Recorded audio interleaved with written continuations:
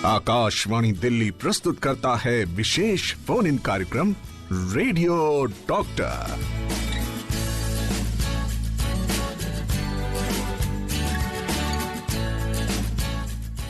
ये जितनी भी उबासियां आ रही है ना, इन्हें आप जरा बंद कर दीजिए, क्योंकि अब समय है पूरा आपका ध्यान यहाँ लगाने पर। यहाँ मतलब आकाशवाणी रेनबो कार्यक्रम रेडियो डॉक्टर। आपके साथ हूं मैं मीना जैन, अपने श्रोताओं की सबसे बड़ी फैन। और मेरे साथ आज जो हैं वो एक बहुत ही अहम मुद्दे पर बात करने वाले हैं। हमारा आज का टॉपिक है स्किज़ोफ्रेनिया। जी दोस्तों, मेरे साथ हैं वो जो पिछले 14-15 साल से इस लाइन पर काम कर रहे हैं, श्री योगेश कुमार जी। आप एक साइकोलॉजिस्ट हैं। हेलो, नमस्कार। फिलहाल हम शुरू करते हैं हमारी चर्चा श्री योगेश कुमार जी से, जिन्हें आपको पता है किताबें पढ़ने का बेहद शौक है और साथ ही बहुत अच्छे योगा थेरेपिस्ट भी हैं। उस बारे में भी हम बात करेंगे कि स्किज़ोफ्रेनिया और योगा का क्या कनेक्शन हो सकता है। पर फिलहाल सबसे पहला सवाल योगेश जी, कि स्किज़ोफ्रेनिया होता क्या है? देखिए, सिजोफ्रेनिया एक बहुत ही गंभीर मानसिक बीमारी है जिसमें व्यक्ति का वास्तविकता से बिल्कुल संबंध टूट जाता है जी। वो उन सब बातों पे ज़्यादा विश्वास करता है जो बिल्कुल सच नहीं होती, वास्तविक नहीं होती, और उनको जितना ही समझाने की कोशिश करो, उनका ये फर्म बिलीफ रहता है कि वो जैसा सोच रहे हैं वो ठीक सोच रहे हैं। वो दूसरी की जो बातों को बिल्कुल दरकिनार कर देते हैं, और इसमें कई प्रकार के उसे भ्रम रहते हैं जिसे डिल्यूजन्स कहते हैं, और डिल्यूजन्स के साथ हैलुसिनेशंस भी रहते हैं। डिल्यूजन्स ये रहता है कि कहीं कोई उसको प्लॉट तो नहीं कर रहा, कहीं कोई उसे मारने की कोशिश तो नहीं कर रहा, कहीं कोई उसे नुकसान पहुंचाने की कोशिश तो नहीं कर रहा, पर ऐसा बिल्कुल नहीं होता है। और कभी उनको आवाज़ें सुनाई देने लगती हैं, तरह तरह की कमांड सुनाई देने लगते हैं, और उनका जो व्यवहार है और जो एक्शंस है वो जो आवाज़ें सुनते हैं उसके अनुसार उनका पालन करते हैं।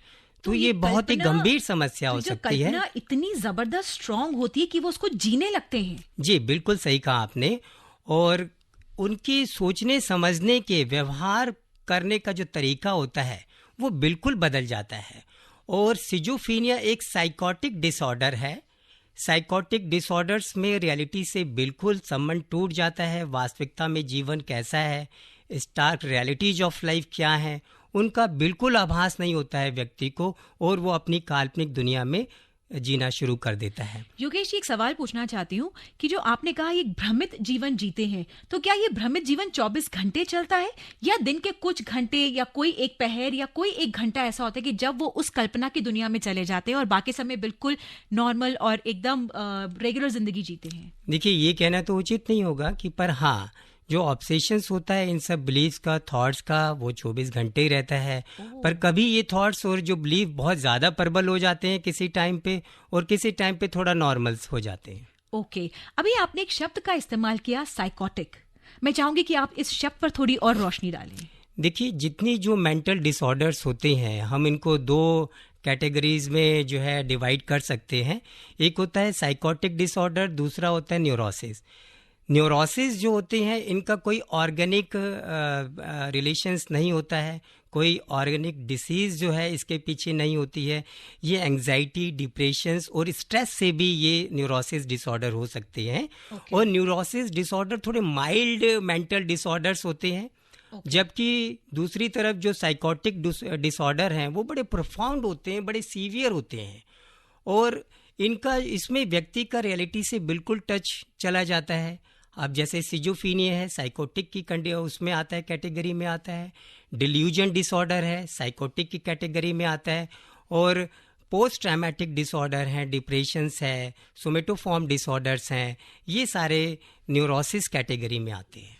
ओके, तो दोस्तों, आपने जाना कि जो स्किज़ोफ्रेनिया है वो क्या चीज़ है, एक भ्रमित जीवन है। इसके बारे में अब हम और तफसील से बात करेंगे हमारे योगेश कुमार जी से, जो कि एक साइकोलॉजिस्ट है और इस वक्त स्टूडियो में उपस्थित है हमारे और आपके हर तरह के सवाल का जवाब देने के लिए। तो आपने योगेश जी ये बताया कि जो स्किज़ोफ्रेनिया है ये एक भ्रमित जीवन है जी। आदमी अपनी कल्पना में जीता है। तो क्या सिम्टम्स हैं और क्या कहना चाहेंगे आप इस बारे में?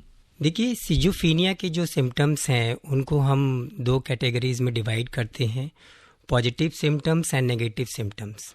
इसमें पॉजिटिव भी हो सकते हैं? जी जी, पॉजिटिव सिम्टम्स का हम यहाँ वो सकारात्मक एटीट्यूड वाला पॉजिटिव नहीं लेते हैं। ओके। यहाँ पॉजिटिव सिम्टम्स का मतलब है कि positive symptoms increase the normal functioning.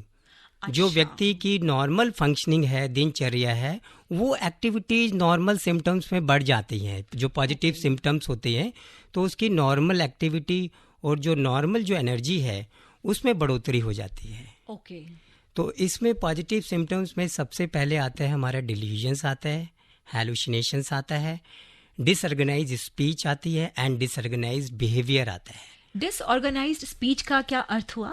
देखिए, हम अगर श्रोताओं को बहुत अच्छा लगेगा कि अगर हम शुरू से हम लेके चलते हैं, पहले हम डिल्यूजन्स को लेके चलते हैं, भ्रम को लेके चलते हैं, फिर हैलुसिनेशंस को लेके चलते हैं, उसके बाद में डिसऑर्गेनाइज स्पीच और बिहेवियर की बात करेंगे। जरूर। तो सबसे पहले डिल्यूजन्स हम देख लें कि इसमें स्पेसिफिकली 4 टाइप्स के डिल्यूजन्स होते हैं सिजोफ्रेनिया में। तो सबसे पहले होता है डिल्यूजन ऑफ रेफरेंस।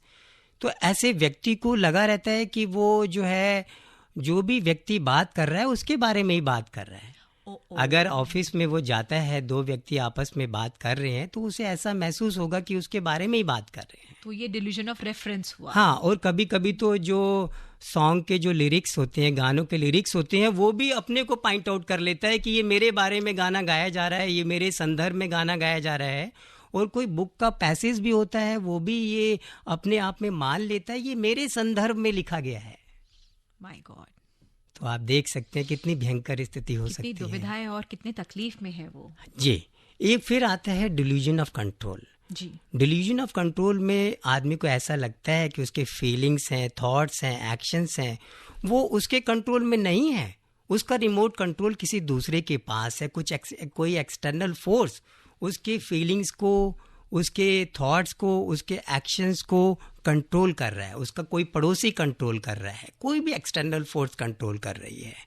जैसे अगर किसी स्थिति में गुस्सा बहुत तेज हो तो वो क्या कहेंगे कि ये मैं नहीं, ये उनकी वजह से। जी जी, कोई भी वो ये उसे बिल्कुल विश्वास हो जाता है कि मैं अब अपने कंट्रोल में नहीं हूँ। और मेरा, जैसे एक हिंदी में वर्ड होता है सम्मोहन करना, वशीकरण करना, कि मेरा वशीकरण कर लिया गया है, सम्मोहन हो रहा है मेरे पे। तो ऐसा उसका बिलीफ सिस्टम बन जाता है। फिर होता है डिल्यूजन ऑफ परसिक्यूशंस। परसिक्यूशंस में क्या होता है, अगर उसकी वाइफ किसी से बात कर रही है तो उसे ऐसा लगेगा कि भाई ये दोनों जो हैं आपस में प्यार करते हैं और ये प्लॉट तैयार कर रहे हैं और ये मुझे जो है मारने की कोशिश करना चाहते हैं, ये मुझे मारना चाहते हैं। उसे हमेशा ऐसे लगता है कि कोई पुलिस उसके पीछे पड़ी हुई है और कोई मिलकर जो है सारे साजिश कर रहे हैं कि मैं यहाँ से नौकरी छोड़ दूँ अगर वो कहीं काम कर रहा है। और इवन उसे फैमिली मेंबर्स पे ऐसा शक होता है कि वो उसका फैमिली मेंबर्स मर्डर करना चाहते हैं। तो इस प्रकार की स्थिति आ जाती है। तो ये जो शक करने की, कई बार हम सोचते हैं कि ये तो आदत है, तो वो आदत नहीं है, कहीं ना कहीं स्किज़ोफ्रेनिया वहाँ मौजूद है। ऐसी कोई आदत अपने आप कल्टीवेट नहीं हो रही है। तो हमें बहुत ही सावधान रहना होगा कि कहीं सिजोफ्रेनिया के ये सिम्टम्स तो नहीं है। जी जी जी। और एक होता है हमारा delusion of grandeur. Delusion of grandeur में क्या होता है कि आदमी को ये महसूस होने लगता है कि वो तो ऑलमाइटी है, वो गॉड है, उसमें सुपर पावर है। और यहाँ तक प्रतीत होने लगता है कि मैं कोई नोबेल पुरस्कार जीत सकता हूँ, मैं बहुत ब्यूटीफुल हूँ, मैं बहुत वेल्दी हूँ, मैं बहुत फेमस हूँ। ऐसी वो कल्पनाओं में खोया रहता है। फिर हमारा आता है हैलुसिनेशन। तो सिजोफ्रेनिया में जो सबसे मुख्य होते हैं वो ऑडिटरी हैलुसिनेशंस होते हैं। ऐसे में व्यक्ति को आवाज़ें सुनाई देती हैं, साउंड सुनाई देते हैं, वॉइस सुनाई देते हैं। इवन उसे ऐसा भी प्रतीत होता है वो डायरेक्ट किसी से बात कर रहा है। ओ, चाहे वो फिगर नहीं दिख रही हो, लेकिन ऐसा कॉन्वर्सेशन हो रहा है कि जैसे कोई सामने खड़ा है और वो बराबर उनसे बातचीत कर रहा है। जी। प्रॉपर जवाबों के सवाल वो दे रहे हैं और सवालों के जवाब उनको मिल रहे हैं। जी जी। इस पे एक मूवी भी आई है, उसमें तमन्ना भाटिया जी भी हैं। तो उसमें यही दिखाया गया है कि ये बुराड़ी की घटना पे बनाई गई है, जो दिल्ली में 10 लोगों ने एक साथ जो आत्महत्या की थी। और उसमें यही था कि वो ये सोचते थे कि उनके पिताजी मुझे कमांड दे रहे हैं और उन्होंने ही मुझे ये इंस्पायर किया है। जो उस पे जो भी उन्होंने कार्रवाई की है, जो भी रिसर्च की है, जी इस इंसिडेंट पे जो भी पुलिस के द्वारा रिसर्च की गई है, तो उसमें यही पाया गया है कि उनका ये मानना है कि उनके जो बच्चे थे वो ये उनको प्रतीत होता था कि उनके पिताजी ये कमांड दे रहे हैं, और एक को नहीं, मतलब जो दोनों तीनों जो भी बड़े लोग थे उन सबको ऐसा प्रतीत हो रहा था। जी जी, ये बुराड़ी की घटना थी, नहीं सुनता एक ही व्यक्ति था पर फॉलो दूसरे भी कर रहे थे उसे। तो ये ऐसा ही एक सवाल हमारे पास आया था सागर का, विजयपुरा कर्नाटका से, कि वो 24 वर्षीय हैं और उनके 2 सवाल थे कि एक तो सिम्टम्स क्या होते हैं स्किज़ोफ्रेनिया जी, के। हमने जैसे सिम्टम्स बताए, पॉजिटिव सिम्टम्स पे हमारी बात चल रही है। जी। तो हैलुसिनेशंस में हमें ऑडिटरी हैलुसिनेशंस के बारे में बताया। फिर एक आता है सोमैटिक हैलुसिनेशंस भी होता है, जिसमें आदमी को ये प्रतीत होता रहता है कि उसके सर पे कोई इंसेक्ट तो नहीं रेंग रहा, उसके शरीर पे कोई इंसेक्ट तो नहीं रेंग रहा, तो ये सोमैटिक हैलुसिनेशंस होते हैं। एक गस्टेटरी हैलुसिनेशंस होते हैं, जिसमें उसे किसी भी जो भोजन उसने किया नहीं, जो ड्रिंक उसने पिया नहीं, उसका टेस्ट वो फील कर रहा होता है अंदर। और ऑल्फैक्टरी हैलुसिनेशंस भी होते हैं, और जिसमें स्मेल आती है, उसे स्मोक की स्मेल आएगी, पॉइजन की स्मेल आएगी, कोई भी स्ट्रेंज स्मेल उसे फील होती रहेगी।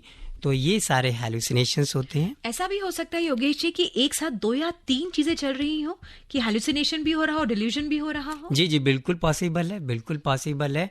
देखिए, ऑडिटरी हैलुसिनेशंस तो बहुत कॉमन होता है, और ऑडिटरी हैलुसिनेशंस के साथ कई केसेस में देखा गया डिल्यूजन्स भी पाया जाता है। ओके। और अब हम करते हैं डिसऑर्गेनाइज स्पीच की चर्चा। जी। इसमें क्या होता है कि बहुत बोल रहा है व्यक्ति, पर लूजनिंग ऑफ एसोसिएशंस है इसकी कन्वर्सेशंस में। वो कभी एक टॉपिक पे बात करता है, अचानक वो कन्वर्ट कर लेता है अपने टॉपिक को, दूसरे टॉपिक्स पे बात करने लगता है, और ऐसे ही कमेंट्री चलती रहती है, तीसरे टॉपिक्स पे आ जाता है। तो अगर कंक्लूजन कुछ नहीं निकलता, उसकी जो कन्वर्सेशंस को हम ये नहीं कह सकते कि ये बड़ा मीनिंगफुल कन्वर्सेशंस कर रहा है। उसका टॉपिक सब्जेक्ट्स हमेशा जो है on the spot of moment change होता रहता है। जैसे अभी स्पोर्ट्स की बात कर रहे हैं, और स्पोर्ट्स की बात करते करते अचानक किसी कोई और टीवी के कार्यक्रम की बात करना शुरू कर देंगे, या कपड़ों की बात करना शुरू कर देंगे, और वो बात खत्म हुई नहीं कि उसके पहले कोई बाजार की बात शुरू कर दी, या पेड़ पौधों की बात शुरू कर दी। जी जी, इसे हम आपस में कोई तालमेल ही नहीं। सही कहा आपने। तो इसे हम क्लिनिकल टर्म में कहते हैं लूजनिंग ऑफ एसोसिएशंस। फिर आता है डिसऑर्गेनाइज्ड बिहेवियर। इसमें क्या आता है, सिली एंड बिजारे बिहेवियर।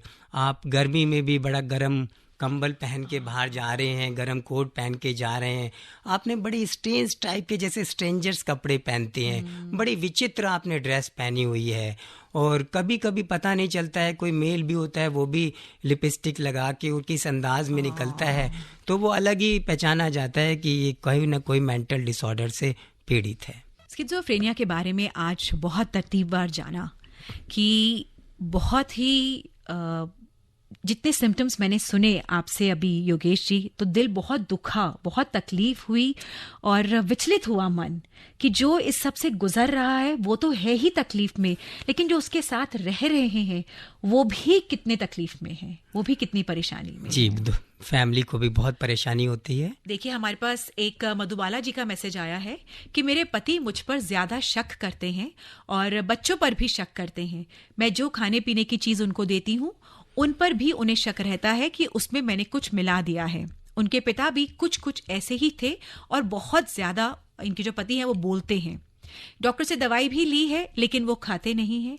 कहीं मुझे आने जाने नहीं देते, घर से भी नहीं निकलने देते, और स्वयं भी घर से बहुत कम निकलते हैं, और लगातार सब लोगों से मेरी बुराई करते हैं। जिस हिसाब से आपने वर्णन किया है अपनी स्थिति का, तो उससे तो यही मालूम चल रहा है कि जो एक सिजोफीनिया है, जो एक पैरानॉइड सिजोफीनिया की कैटेगरी में आता है, क्योंकि आपने बताया कि बहुत शक करने की आदत है, और आप पे भी शक करते हैं, और मुझे बाहर भी नहीं जाने देते हैं, और फिर आपने बताया कि मुझे मेरे फादर इन लॉ को भी ये बीमारी थी। जी, बिल्कुल। तो उससे भी ये प्रतीत हो रहा है, क्योंकि इसका जेनेटिकली भी अगर हम देखा जाए, अगर पेरेंट्स में ये बीमारी होती है तो चांसेस बढ़ जाते हैं कि आपकी न्यू जनरेशन्स में भी वो बीमारी जा सकती है।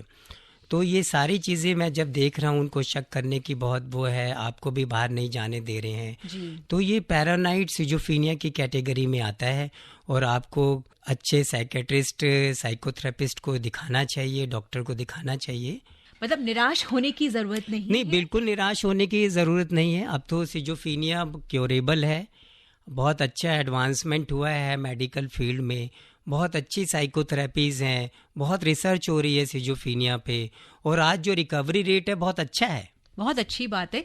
तो जैसे उनका तो होगा ही, उनके पति का तो होगा ही ट्रीटमेंट, तो क्या थोड़ी काउंसलिंग इनको वाइफ को भी दी जाएगी कि किस तरह से आपको पेशेंट को हैंडल करना है? देखिए, बहुत अच्छा आपने सवाल पूछा है, और इसमें फैमिली साइकोथेरेपी की भी ज़रूरत होती है जी। क्योंकि हमें जो है उसके सिम्टम्स को, जो मरीज़ है उसके सिम्टम्स को समझने में अगर आप डॉक्टर के पास जाएंगे तो आप थोड़े जो आप में एक अधीरता थी, आप अधीर थे अंदर से कि मेरे जो एक फैमिली मेम्बर में क्या क्या चल रहा है, मेरे फैमिली मेम्बर के साथ क्या क्या हो रहा है, जब आप डॉक्टर के पास जाते हैं तो आपको सिम्टम्स वो है स्पेसिफिक बताता है, उसके बारे में बताता है, तो आपको थोड़ा तसल्ली हो जाता है कि ये जो बिहेव कर रहे हैं वो किसी बीमारी से कर रहे हैं, किसी दूसरी वजह से नहीं कर रहे हैं। तो उसका क्या कारण है, निवारण है, आपको पता चलता है, उसके सिम्टम्स पता चलते हैं, और आपको कोपिंग स्किल्स भी सिखाता है कि आपको उसके साथ एडजस्टमेंट कैसे बिठाना है, आपको खुद अपना स्ट्रेस मैनेजमेंट कैसे करना है। आपकी बात सुनकर उन्होंने अभी लिखा है कि वो डॉक्टर के पास नहीं जाना चाहते, वो दवाई भी नहीं खाना चाहते, मैं अपनी तरफ से क्या कर सकती हूँ? देखिए, ये समस्या बहुत गंभीर होती जा रही है। अभी WHO की रिपोर्ट आई थी कि साइकोसिस के 3 मरीज में से 1 मरीज डॉक्टर की सलाह ले रहा है, डॉक्टर के पास जा रहा है, प्रॉपर ट्रीटमेंट करा रहा है, और जो है बाकी जाना नहीं चाहते। तो ये बहुत गंभीर, यहाँ बहुत गंभीर स्थिति हो जाती है, क्योंकि ये अगर सिम्टम्स उनको किसी भी तरीके से अगर आप नहीं समझा सकते हैं, आपके किसी रिलेटिव के माध्यम से, दोस्तों के माध्यम से, किसी भी तरीके से मोटिवेट करिए उनको कि ये सारी चीज़ें क्यूरेबल हैं, उनको बताइए आप एक बीमारी से पीड़ित हैं और इसका इलाज है, और जब ये इलाज हो जाएगा तो हमारे जीवन में, हमारे पूरी फैमिली में जो है खुशहाली आ जाएगी। बिल्कुल। मृत्युंजय कुमार ने चेरकी गया बिहार से मैसेज किया है कि मैं एक प्राथमिक विद्यालय में शिक्षक हूं और नवरात्रि की बधाई तो दी है, साथ में वो कहते हैं कि मैं आरोग्य शिक्षक के रूप में भी क्लास लेता हूं। विद्यालय में बच्चों के बीच सिजोफ्रेनिया की पहचान मैं कैसे कर सकता हूं?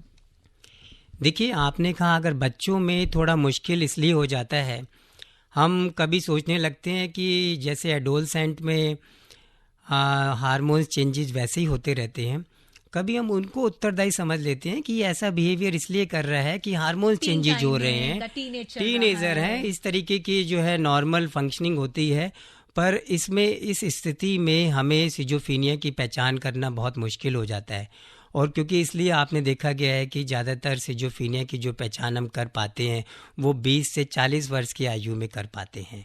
किशोर अवस्था में इतनी जल्दी पहचान नहीं हो पाती है। हम उसका जो कॉज जो ढूंढते हैं वही कहते हैं कि हार्मोन चेंजेस की वजह से या टीनेज में ऐसा बिहेवियर होता रहता है, ये कॉमन है, तो हम इस चीज़ को इग्नोर कर देते हैं। जी जी जी। सब सवालों में एक सवाल अब बहुत अहम उभर कर आया है कि आखिरकार स्किज़ोफ्रेनिया होने के कारण क्या है? देखिए, सिजोफ्रेनिया के होने के काफ़ी कारण हैं। अगर हम जेनेटिक कारण देखेंगे, जेनेटिक्स भी होता है, तो ये रिसर्च के मुताबिक ये पाया गया है कि अगर किसी एक पेरेंट्स में है तो चांसेस हैं सिजोफ्रेनिया के, उसके बच्चों में 10 या 12% चांसेस बढ़ जाते हैं सिजोफ्रेनिया होने की, अगर एक पेरेंट में है। और अगर ग्रैंड पेरेंट में हो, दादा दादी नाना नानी में, तो पोतों में, या वो तो बात वही रही। अगर ग्रैंड पेरेंट्स में है, ग्रैंड पेरेंट्स से फिर न्यू जनरेशन्स में आएगा, तो हम उसी की बात कर रहे हैं। तो न्यू जनरेशन्स में जब आएगा तो उसके जो चांसेज होंगे, अगर एक पेरेंट में है तो चांसेस जो है 10 से 12% होंगे, अगर दोनों पेरेंट्स में है तो ये चांसेस 40% बढ़ जाते हैं। ओके, ये तो हुआ जेनेटिक कारण। ये जेनेटिक कारण हुआ। अब कई जो बायोलॉजिकल फैक्टर्स भी होते हैं, बायोलॉजिकल फैक्टर्स में सबसे जो मेन है वो डोपामाइन हाइपोथेसिस है। डोपामाइन हाइपोथेसिस में है कि excess dopamine activity in the certain area of the brain, वो डोपामाइन एक्टिविटी इतनी बढ़ जाती है जिससे सिजोफ्रेनिया होने लगता है। हालांकि दूसरे न्यूरोट्रांसमीटर्स हैं जैसे सेरोटोनिन है, वो भी रिस्पॉन्सिबल है, पर dopamine plays a significant role in schizophrenia. और दूसरा हमारा बायोलॉजिकल फैक्टर्स में आता है एनलार्जमेंट ऑफ सेरिब्रल वेंट्रिकल्स। तो जो सेरिब्रल वेंट्रिकल्स है, सेट ऑफ 4 जो है कैविटीज़ है, जो भरी होती हैं, एक सेरिब्रो स्पाइनल फ्लूइड होता है उससे भरी रहती हैं, और ये जो वेंट्रिकल्स हैं they provide physical support to the neural structures in the brains. जब हम एमआरआई या दूसरे तरीक़ों से देखते हैं, ये पाया गया है, रिसर्च स्टडी में भी पाया गया है कि ये ज़्यादा एनलार्ज हो जाती है वेंट्रिकल्स, तो उनमें भी सिजोफ्रेनिया के चांसेस ज़्यादा हैं। अभी तक तो आपने जो भी कारण हमको बताए हैं वो हैं जो हमारे अपने एफर्ट से परे हैं जी, हम उसके लिए रिस्पॉन्सिबल नहीं हैं। जी जी, अगर ये स्किज़ोफ्रेनिया की बीमारी अगर हमें आई है जी, तो उसके लिए हम रिस्पॉन्सिबल नहीं है, या तो कुछ केमिकल अंदर प्रॉब्लम हुआ है या फिर जेनेटिकल जी नहीं, ऐसा बिल्कुल नहीं है, इन्वायरमेंटल फैक्टर्स भी हैं। पहले हम मैं यही बायोलॉजिकल जानना फैक्टर्स चाहती को थी। जी। थोड़ा और कर लेते हैं। इसमें बायोलॉजिकल फैक्टर्स में एक और चीज़ रह गई, जो प्रेगनेंसी के दौरान जो कॉम्प्लिकेशंस होते हैं, बच्चे में वायरल इन्फेक्शंस हो जाता है, या बच्चे का जो वेट है बहुत कम होता है, और कभी कभी क्या होता है डिलीवरी के समय जो डिप्राइवेशंस ऑफ ऑक्सीजन हो जाता है, हाइपोक्सिया हो जाता है, उससे भी जो है सिजोफ्रेनिया के चांसेस बढ़ जाते हैं बच्चे में। अब हम, जैसे आपने कहा कि हमारे वश में नहीं है, नहीं, ऐसा बिल्कुल नहीं है। कई इन्वायरमेंटल फैक्टर्स भी हैं, जैसे कि स्ट्रेसफुल इवेंट्स हैं। अगर हम स्ट्रेस मैनेजमेंट पे बहुत अच्छा काम करते हैं, स्ट्रेस को कैसे कोप अप किया जाए, स्ट्रेस से कैसे बचा जाए, स्ट्रेस को कैसे मैनेज किया जाए, अगर स्ट्रेस मैनेजमेंट स्किल्स हम सीखते हैं तो हम जो है स्ट्रेस से, सिजोफ्रेनिया से बच सकते हैं। क्योंकि स्ट्रेसफुल इवेंट्स, जैसे कभी क्या होता है, चाइल्डहुड ट्रॉमा होता है, बच्चा माँ से बहुत प्यार करता है, माँ का अचानक देहांत हो जाता है, या किसी भी पेरेंट्स की मृत्यु हो जाती है, या दूसरे कोई इमोशनल ट्रॉमा है, वो भी सिजोफ्रेनिया को जो है बढ़ावा देता है। और अब हम आते हैं फैमिलीज पर हम बात करेंगे एक छोटे से ब्रेक के बाद। आप सुन रहे हैं विशेष फोन इन कार्यक्रम रेडियो डॉक्टर। ज़मी और आसमां इस वक्त दोनों जो माहौल है वो ये गा रहा है कि स्ट्रेस जीवन में बहुत ज़्यादा है, और आपने कहा कि अगर हमने स्ट्रेस मैनेजमेंट को सही दिशा नहीं दी तो स्किज़ोफ्रेनिया होने के चांसेस हैं। हम अब इससे आगे की बातचीत कर रहे थे कि और क्या कारण हो सकते हैं स्किज़ोफ्रेनिया होने के, जो एनवायरमेंटल इश्यूज में आएंगे। देखिए, फैमिलीज़ में ये देखा गया है कि पुअर कम्युनिकेशंस है, आपस में लोग इंटरेक्शंस नहीं कर रहे हैं। अगर इंटरेक्शंस कर भी रहे हैं तो वहाँ जो इंटरेक्शन स्टाइल है वो इतना अच्छा नहीं है, उसमें क्रिटिसिज्म है, हॉस्टिलिटी है और एक्सेसिव इमोशनैलिटी है। तो हमें ऐसे जो इंटरेक्शन स्टाइल है बचना चाहिए। और कभी भी जो चाइल्ड की और मदर की जो रिलेशनशिप है, या चाइल्ड और पेरेंट्स की रिलेशनशिप है, वो बहुत मधुर होनी चाहिए, बहुत अंडरस्टैंडिंग वाली होनी चाहिए। तो हम देखते हैं कि हम आगे चल के उन बच्चों का कॉन्फिडेंस बहुत अच्छा बढ़ता है, उनकी सेल्फ एस्टीम बढ़ती है, जिससे वो मनोरोग और स्ट्रेस से बच सकते हैं। और फैमिलीज़ में हमने ये भी देखा गया है कि जो families having lower socio economic status, उनमें सिजोफ्रेनिया या मेंटल डिसऑर्डर ज़्यादा पाए जाते हैं। ओके। अभी पीछे हम कुछ पॉजिटिव और नेगेटिव सिम्टम्स की बात कर रहे थे। हमने पॉजिटिव सिम्टम्स तो पूरा कवर किया, लेकिन नेगेटिव हमारे बीच में क्वेश्चंस की वजह से रह गया था, तो मैं चाहूंगी एक बार आप उसको वापस कंटिन्यू करें। हाँ, देखिए, पॉजिटिव सिम्टम्स तो हमारे हो गए थे, जिसमें हमने delusions, hallucinations, disorganised speech, disorganised behaviour बताया था। अब अगर हम नेगेटिव सिम्टम्स की बात करें तो नेगेटिव सिम्टम्स वो होते हैं कि जो डिक्रीज नॉर्मल फंक्शनिंग को डिक्रीज करते हैं। पॉजिटिव सिम्टम्स में हमने क्या बताया कि वो इंक्रीज करते हैं नॉर्मल फंक्शनिंग को, और नेगेटिव सिम्टम्स जो हैं डिक्रीज करते हैं। तो इसमें सबसे पहले आता है फ्लैट अफेक्ट। फ्लैट अफेक्ट में है कि जिसे सिजोफ्रेनिया है उसमें का जो फेस होगा वो इमोशनल लेस होगा, उसमें कोई एक्सप्रेशंस नहीं होंगे, कोई भाव नहीं होंगे, कोई आइज कांटेक्ट नहीं देगा, ब्लैंक होगा बिल्कुल, वो किसी व्यक्ति को आइज कांटेक्ट नहीं देना चाहेगा। इसे हम फ्लैट अफेक्ट कहते हैं। फिर आता है दूसरा, poverty of speech. Poverty of speech में है, अगर आप उससे बोल रहे हैं, क्वेश्चंस कर रहे हैं, तो वो बड़ा लैप्स दे रहा है, आफ्टर ए लॉन्ग लैप्स वो आपके जवाब देगा, कोई प्रश्न का जवाब देता है, और वो भी बहुत ही छोटा जवाब, और कभी कभी तो जवाब वो देगा ही नहीं, बहुत कम बोलेगा, और जितना भी आप बुलवाने की उसे कोशिश करेंगे उसका हाँ या ना में उत्तर होगा। तो इसे कहते हैं पॉवर्टी ऑफ स्पीच। फिर हम तीसरा इसमें सिम्टम्स है लॉस ऑफ मोटिवेशन, कि लाइफ में कोई मोटिवेशंस नहीं, कोई सेल्फ केयर नहीं, ऑफिस जाना बंद कर देगा, अगर बच्चा है तो वह स्कूल जाना बंद कर देगा, नहाएगा भी नहीं, एक कमरे में पड़ा रहेगा, अपनी जो सेल्फ केयर हाइजीन का भी ध्यान नहीं रखेगा, उमंग नाम की जीवन में कोई चीज ही कोई नहीं है मोटिवेशन ही नहीं रह गया, तो वो जी। अपना सेल्फ केयर भी नहीं करेगा, जी, वो सोशल पार्टिसिपेशंस नहीं करेगा, बाहर बिल्कुल नहीं जाना पसंद करेगा, एक आइसोलेशंस में रहना पसंद करेगा। अब चौथा आता है हमारा loss of energy and feeling of pleasure. तो इसमें ये भी देखा गया है कि बिल्कुल एनर्जी डाउन हो जाती है, एक जगह इंसान पड़ा रहता है और बिल्कुल जो इमोशंस ऑफ हैप्पीनेस है वो बिल्कुल नहीं रहता, बिल्कुल खुश नहीं रहता आदमी, बहुत उदास सा रहेगा। तो उसका जो दृष्टिकोण है सभी चीज़ों के प्रति उदासीन हो जाता है। बिल्कुल। तो आपने ये सारी जो चीज़ें हैं वो हमारे नेगेटिव सिम्टम्स में आती हैं। रंजन लाल साहब की उम्र 50 वर्षीय है। कहते हैं कि मैं जानना चाहता हूं कि मुझे कोई कुछ बोलता है तो बात बात में बहुत गुस्सा आ जाता है और वही बात फिर दिन रात मेरे अंदर चलती रहती है। क्या इसका भी कोई कनेक्शन है किसी मानसिक विकार या बीमारी से?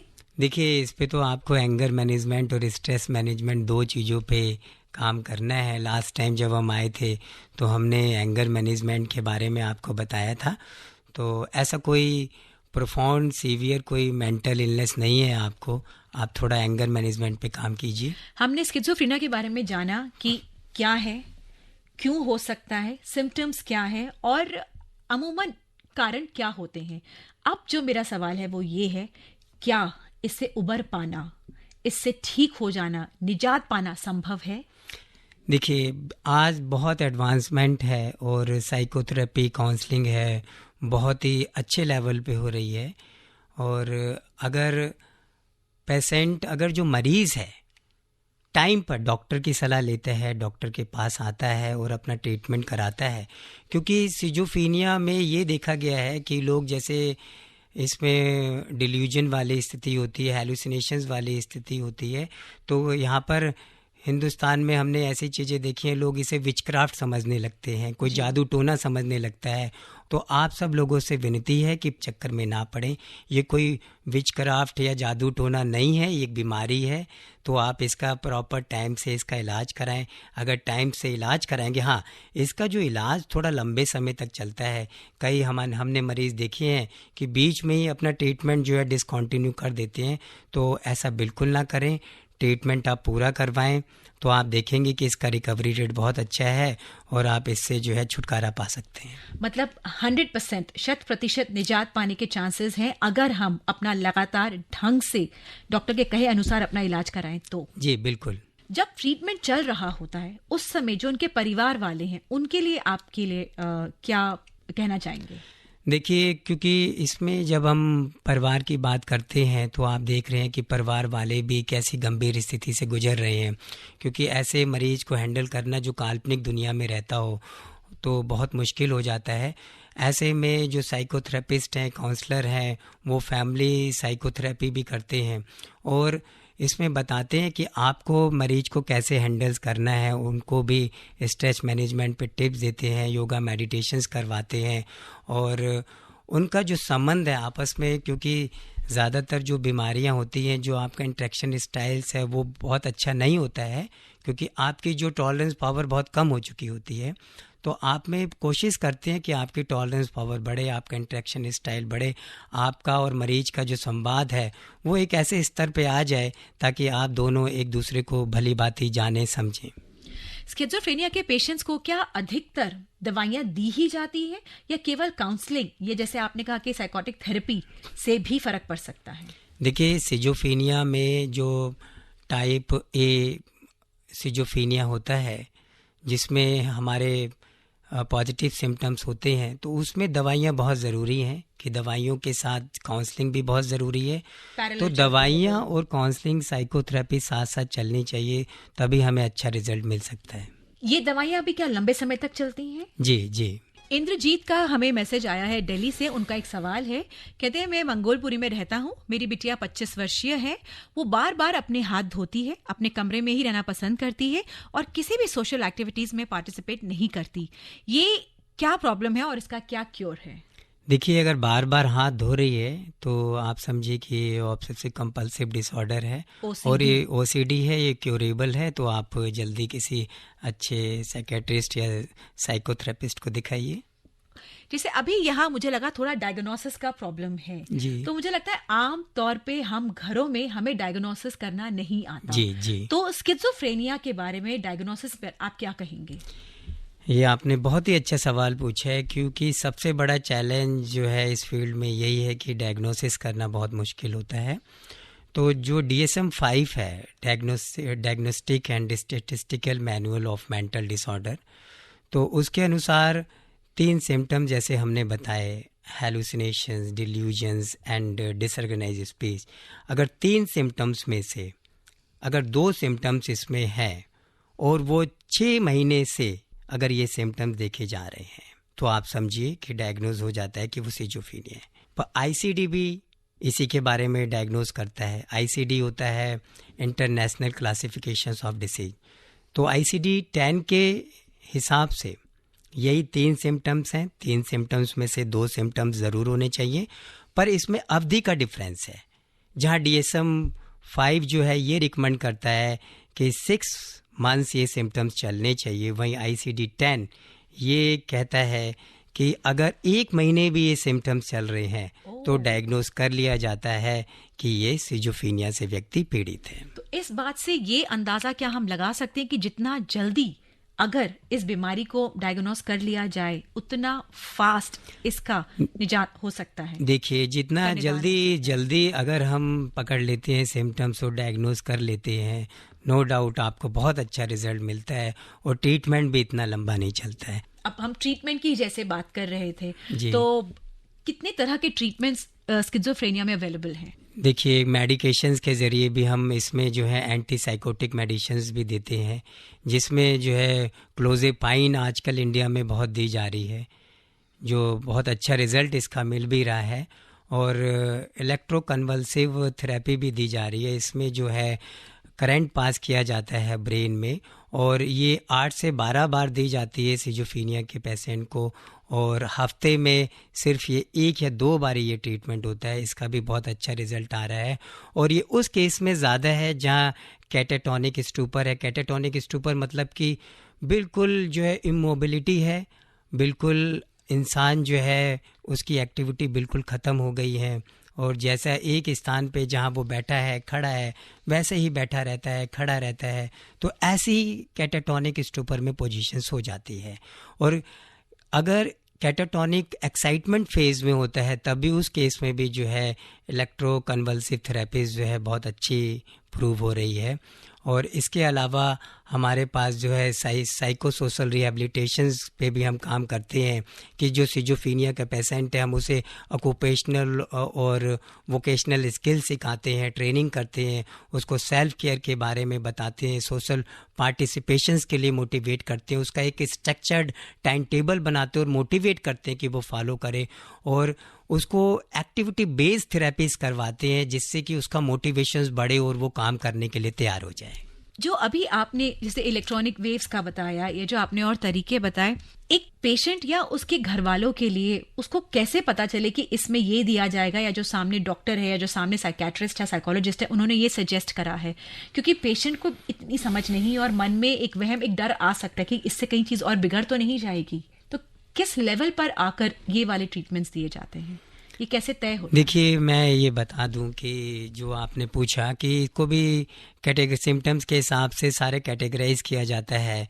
जैसे पैरानॉइड सिजोफ्रेनिया होता है, अगर डिल्यूजन्स और हेलुसिनेशंस की चीज़ें ज़्यादा हो रही हैं। एक डिसऑर्गेनाइज्ड सिजोफ्रेनिया होता है, अगर डिसऑर्गेनाइज्ड स्पीच है, डिसऑर्गेनाइज्ड बिहेवियर है, जो हम सिम्टम्स में हमने एक्सप्लेन किया है, तो उसे डिसऑर्गेनाइज्ड सिजोफ्रेनिया की कैटेगरी में रखा जाता है।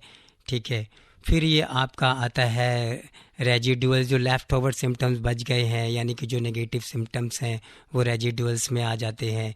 और एक होता है कैटाटोनिक सिजोफ्रेनिया, जिसमें या तो एक्टिविटीज़ बहुत बढ़ जाती है या वैक्सी फ्लेक्सिबिलिटी की स्टेट आ जाती है कि जिसमें जहाँ बंदा बैठा है, एक अगर हाथ वो कुर्सी पर अगर पीछे करके बैठा है तो उसी अंदाज में वो काफ़ी उसी पोजीशन में काफ़ी घंटों तक बैठा रहेगा। तो इसे कहते हैं, जहाँ भी साइकोमोटर डिस्टर्बेंस होती हैं उसे कैटाटोनिक डिस्टर्बेंस कहते हैं, उसे कैटाटोनिक सिजोफ्रेनिया कहते हैं। और ये कैटेगराइज करके सिम्टम्स देख के हम ट्रीटमेंट करते हैं। योगेश जी, जिस तरह से हम और आप स्किज़ोफ्रेनिया के बारे में बातें कर रहे हैं, मुझे ऐसा लगता है कि हम एक और चलते ही रेडियो डॉक्टर का प्रोग्राम कर सकते हैं जी। तो इससे पहले कि हम आपसे विदा लें, मैं चाहूंगी कि आप हमारे श्रोताओं से फाइनली क्या कहना चाहेंगे?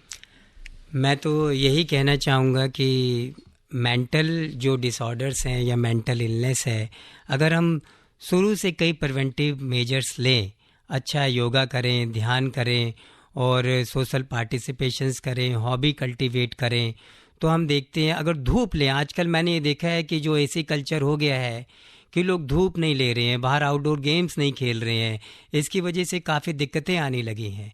जो मैग्नीशियम्स हैं, B12 की बड़ी कमी आ गई एक रिसर्च के मुताबिक, B12, B6, B8 ये सब भी रिस्पॉन्सिबल है, इनकी डेफिशिएंसी भी रिस्पॉन्सिबल है सिजोफ्रेनिया के लिए।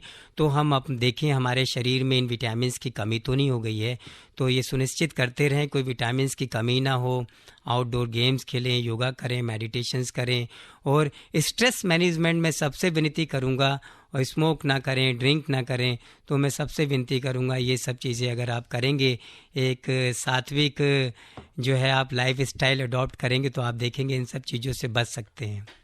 और एक अच्छा डॉक्टर, हमें ये पता कैसे चले कि हाँ ये डॉक्टर हमारे लिए परफेक्ट है? हम एक एज अ पेशेंट या एज अ फैमिली मेंबर हमें क्या ध्यान रखना चाहिए जब हम डॉक्टर के पास जाएं? देखिए, अगर हम डॉक्टर के पास जाते हैं तो आप पहले तो आप ये देख लिए कि क्वालिफाइड है, क्योंकि कई लोग इतना क्वालिफाइड नहीं है, एक्यूब नहीं है कि वो आपका सही ट्रीटमेंट कर सकें। तो हमेशा क्वालिफाइड डॉक्टर से ही इलाज कराएं। और दूसरा ये कि जब आप देखें कि वो अप्लीकेशंस ऑफ नॉलेज की नॉलेज तो है पर कितना डिलीवर कर पा रहा है, क्या वो शिद्दत के साथ आपके साथ उसकी संवेदनाएं जुड़ी हुई हैं, आपको टाइम दे रहा है, और वो भी उसमें भी मल्टी टैलेंटेड है, वो भी मेडिटेशन आपको सिखा सकता है, योगा सिखा सकता है, उसकी भी अवेयरनेस बीमारी को लेकर कितनी है। तो ये सब अब जब आप जाते हैं, जब आप स्वयं ही आपको थोड़ा पता लगने लग जाता है कि आप किस डॉक्टर के पास जा रहे हैं, तो आप ऐसे ही डॉक्टर से इलाज कराएं जिसकी संवेदनाएं आपके साथ पूरी तरीके से जुड़ी हों, क्वालिफाइड हो।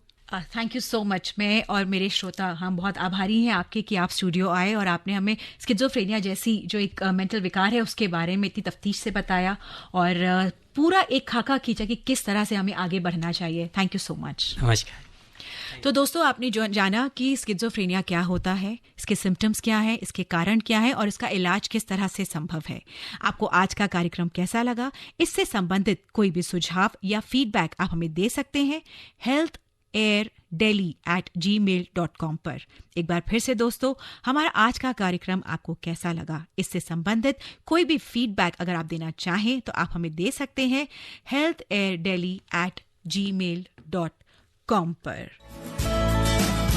अभी आप आकाशवाणी दिल्ली से विशेष फोन इन कार्यक्रम रेडियो डॉक्टर सुन रहे थे। कार्यक्रम की प्रस्तुतकर्ता थी शालिनी मित्तल।